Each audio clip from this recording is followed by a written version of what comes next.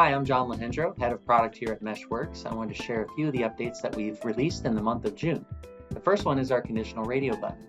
Users can add custom fields in APQP projects using the Conditional Radio Button, where if a primary option is selected, subsequent data points are then highlighted and required by the user during APQP.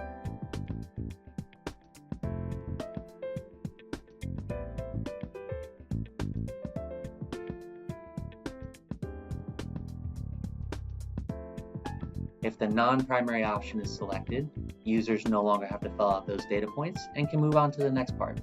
The second thing we released is in our APQP Documents library. Now we've consolidated all of the documents required for APQP projects in a single place. So all the active, inactive, missing, and present documents are now located in the APQP Documents tab.